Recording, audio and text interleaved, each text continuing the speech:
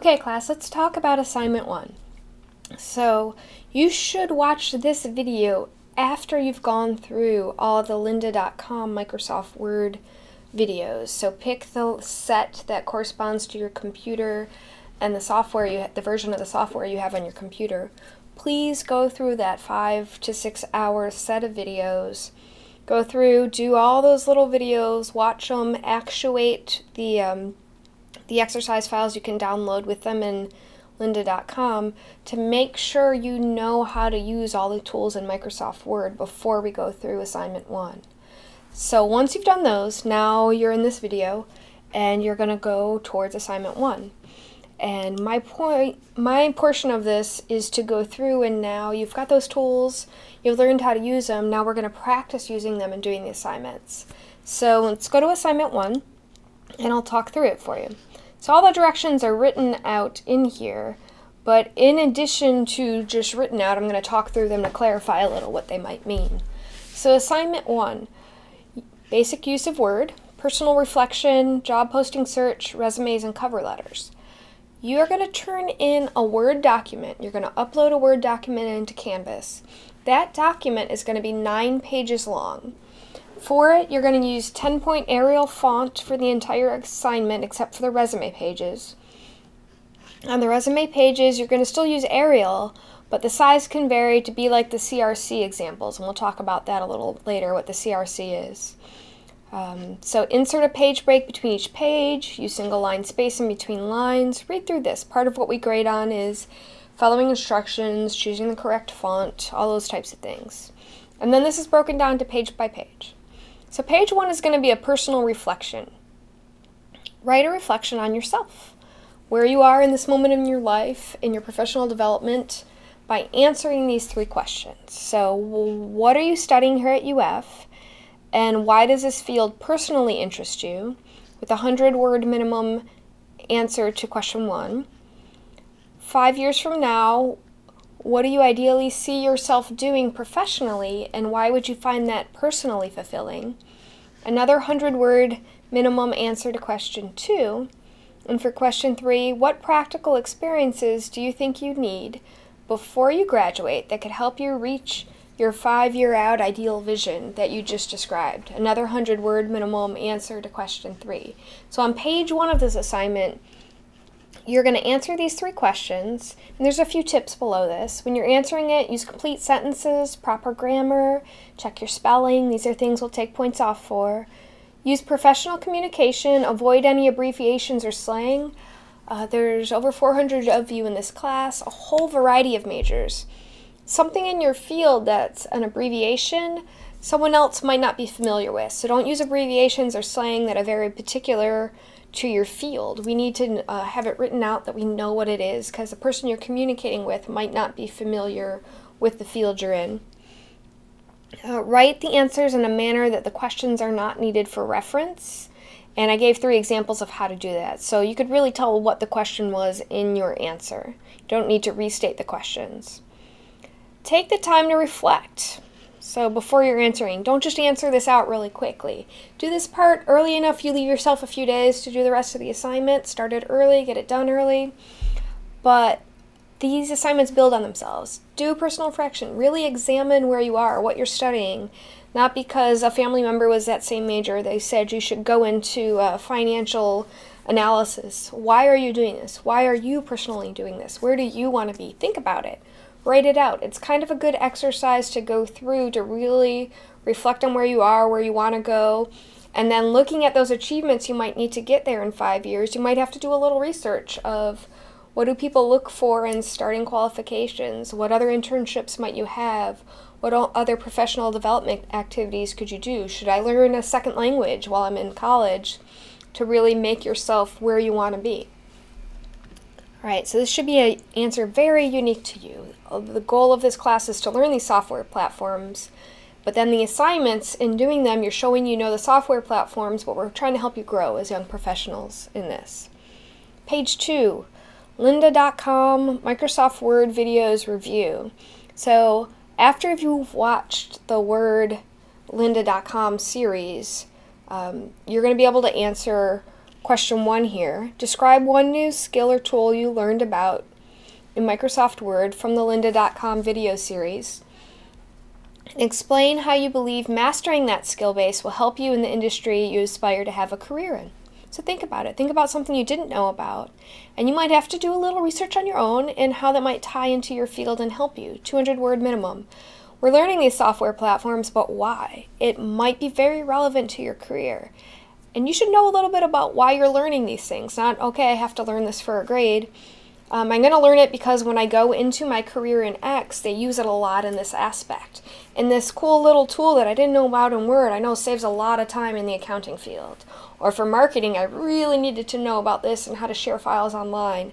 So think about it. Think about a specific tool that you learned about from watching these videos, you didn't know about before, you learned a lot more about, and how to optimize. And if it's more than one tool, great. Just make sure you hit that 200-word minimum. For question 2, the question is, search through the menu of lynda.com series of videos. List the full lynda.com name of one other instructional video series you plan on watching to develop yourself professionally, and why the content of that short course would be relevant to the field you work in. So it's free while you're a student.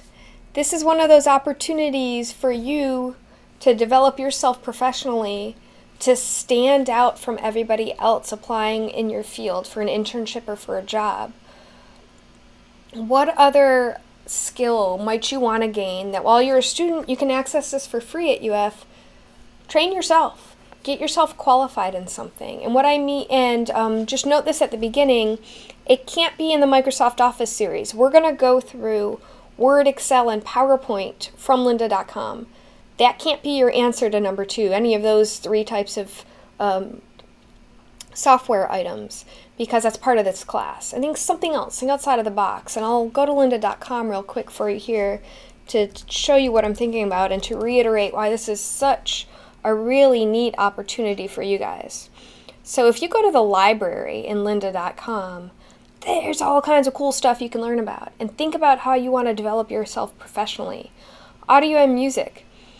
Are you really want to start your own business? Do you want to do something related to music production, music business, audio foundations? There's all kinds of cool courses in here that while you're a UF student, you get for free. So look at them. I want you to find the name of something that's relevant that you would like to learn more about and develop yourself. Whole bunch of business. I know a lot of you are within the College of Business in this course. Business skills, communication, data analysis, leadership, management, online marketing. And I don't mean to say this as your course title. I'd say something like, okay, go in here, let's click on online marketing, let's see what we should look at. Ooh, social media marketing. So what you would turn in for an answer is something like social media marketing with Facebook and Twitter, name the full name of it. And I want you to go through and look a little bit at this. Hold on, let me pause this so it doesn't play over me. And why? So you're going to have to relate back to the field you're going into. I'm going into marketing. I really am active in social media. This would be a great intersection of both. It would develop myself in the field and show that I know how to do things like rich media and tweets. I don't just tweet. I can do other tweet things that are related to media-intensive ones. Controversy of buying followers. Why as a company we might not want to do that when you're talking to your bosses later. So these are really great series of different things you can learn about. CAD, if you ever thought about 3D printers, they're all over the place now. They have them in the science library for students to use here. There's where you can learn about 3D printing, learn about the software behind it, especially like SolidWorks is a commonly used one on this campus within the College of Engineering. If you're interested in architecture, prototyping, product design, if you have a startup company idea and you want to design things, another one on design techniques, digital painting, illustration, logo design, page layout, developer. There's a lot of really innovative startup companies that have come locally from developing apps. So if you want to learn about designing games, or designing mobile apps, or if you're going to work at a company and help do an app related to your field or job within that company, learning to program in different languages, education and e-learning. If you're going to go into education, there's all kinds of courses in here related to educational technology, e-learning items, higher education, instructional design. A number of people I've known have gone into helping people design online courseware. IT, if you want to know about big data, that's an awesome one to learn about. A lot of companies do analysis of big data, and by big data I mean huge sets of data. Medical field is doing this with digital medical records. Analysts do this to look at trends within buying, selling, the value of the dollar against other international currency, how to analyze big data, where it is, where it's going, what tools are out there for it. Marketing, if you're a marketing major, there's a lot of courses you can do in here on different aspects of marketing. Photography, if you're looking into getting into advertising and design, how to make effective either taking the pictures, but actually more of the digital manipulation of them for marketing items. Video, if you're thinking about making videos, advertisements, marketing tools, instructional videos, anything like that, or web, if you want to do web design. So think about something that you'd like to get better at that's slightly related to the field or a company you want to start up, and watch that series this semester. Watch 3 of them this semester. Get yourself to be up there in the list of people qualified in doing things, and start doing things while you're a student. You have the luxury of time and a lot of freedom right now to do these things. Take advantage of it. So that's part of that assignment, is for you to start looking at things and relate it back in what you're going to look at and why. So that was page 2. Page 3 and 4, you're going to find some job postings. Find 2 job postings in 2 different U.S. cities. And the reason we're doing that is we're going to look at cost of living a little bit later in those U.S. cities in another assignment. So they need to be U.S. cities for the databases that we look at cost of living in. So look at 2 internship or job postings in 2 different U.S. cities. And based on your answers to those earlier questions about where you want to work, think about the job postings. And be somewhat selective in them. Don't find the first 2, because I really want you to use this assignment to develop yourself personally. I put links to 2 websites up there you can use to search for jobs. You don't have to just use those 2, but what you do have to do is find the link take the link of where that job posting is on the internet and use it put it in as a footnote on page 3 and page 4. So page 3 is job posting 1 with a footnote that's a link to that job posting, and page 4, remember, do a page break between each page. Page 4 is job posting 2 with a footnote that's a link to where you found that job posting. Take the text from those job postings you find, put them into Word, format them in 10-point Arial font, single line spacing. So make sure you go through and change it to this, okay? 10-point font, single line spacing, and include the footnote on each page that links back to that job posting. If the content you have in there runs over a page, trim it up so it fits in a single page as 10-point Arial font, single line spacing. Take out any extraneous things just so we get the general gist of the job if you need to get it under a single page each. Alright, now there's the 2 job postings. Cover letters and resumes. So there's a course video here. I'm not going to play a course video within a course video. You need to watch before you go on and do pages 5, 6, 7, 8. Okay? So before you go and do 5, 6, 7, and 8 on those pages, watch this other video. It's linked here in the assignment. It's also linked on the front Canvas page. And it goes through how we want you to address cover letters and resumes. And this goes to the UFCRC. The UF Career Resource Center is amazing here. You have usually the highest ranked one in the country. They have online resources for developing cover letters and developing resumes. You are going to follow their guidelines for it. So watch this video, follow the links to their guidelines. Part of what we're grading on is that you're following their guidelines for it. Page 5 is going to be a cover letter as if you were applying to job posting 1 that you've pasted earlier, and you follow the CRC guidelines for preparation of that cover letter. Make sure it's a 1-page cover letter. Follow the guidelines. Be sure to include all the sections in the cover letter in that guidelines, especially the part about tuning the cover letter to that particular job posting, because you're going to do a cover letter for job posting 1 and a cover letter for job posting 2, and they need to be different from each other. You need to tune cover letter 1 to job posting 1, and tune cover letter 2 to job posting 2, and you're going to have to describe how they're different and how you tune them to those specific jobs. To stand out in a pile of applications, something has to say, I'm different.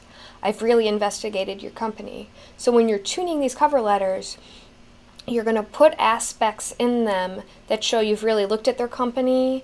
You're tuning to what their job posting is. You're not just copying and pasting your same cover letter over and over again. Dear sir, blah, blah, blah, hire me. You're going to do some research on this, okay? So again, take your time on this assignment. Go through, think about how you're going to tune that cover letter and make it special towards that job posting. Don't use your real address or phone number for privacy reasons. I've included a generic address to use and a generic phone number, and this is just for your own privacy for this assignment. If you use this cover letter later, please change it back to your regular stuff. You can use your regular UFL email on here because the TAs and I can all see that information anyways.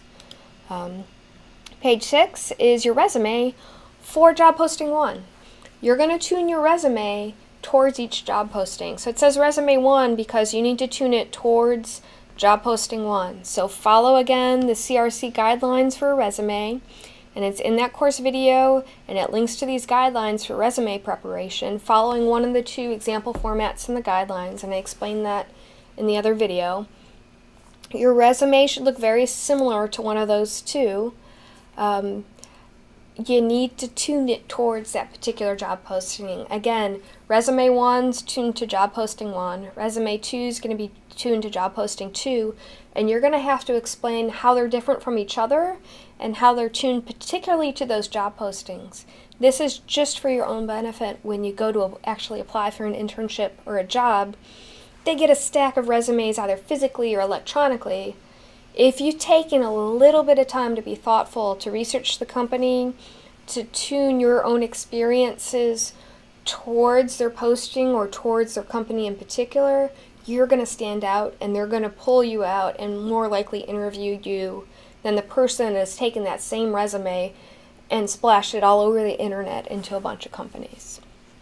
Cover letter 2, resume 2, similar to one in cover letter 1 and resume 1, except you really need to tune each of those to the other job posting. So think about this when you're selecting job postings. You might want them to be a little different from each other, not just in the city location, but in 2 different aspects of like, oh, marketing for sports or, marketing for travel, because then you can tune your cover letter and your resume towards those 2 things a little bit differently.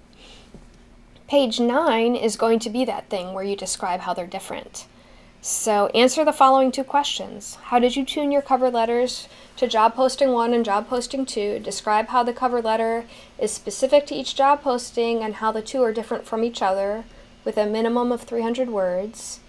And how did you tune your resumes to job posting 1 and job posting 2? Describe how the resume goes to each job posting and how the 2 resumes are different from each other. 300 word minimum. This is a great exercise, and it's really going to help you guys to stand out when you're actually applying for an internship or applying for a job. So in this assignment, we're using the basics of Microsoft Word. You're learning about formatting, you're learning about fonts, you're learning about page breaks and footnotes, and you're applying some of those things we've learned about page limits, resizing. But in doing this, you're making assignments that's very personal to you. You get to format your resume 2 different ways, get some cover letters written, and hopefully help you have an advantage in applying for some internships or jobs coming up in the future. Alright class, that is assignment 1. You'll upload it into Canvas. It is due February 4th before 5 p.m. Don't wait till February 4th at 4:30 p.m. to try to upload it. Upload it very early. Remember, we have a very late policy about strict papers in here, so I'm going to go down to the assignment thing as a reminder. upload it well ahead of the due date, log out of Canvas, log back in, make sure it's uploaded in Canvas and it's the document you want in there. Last-minute computer issues are not a valid excuse. Part of this is professionally using this software, and in doing so, you need to learn about deadlines and computer issues and timing and leave yourself plenty of time for that upload. 1 minute late to 24 hours late, you lose half the credit.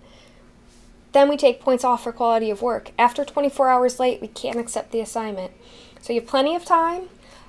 It's due February 4th before 5 p.m., but please turn it in a couple days early.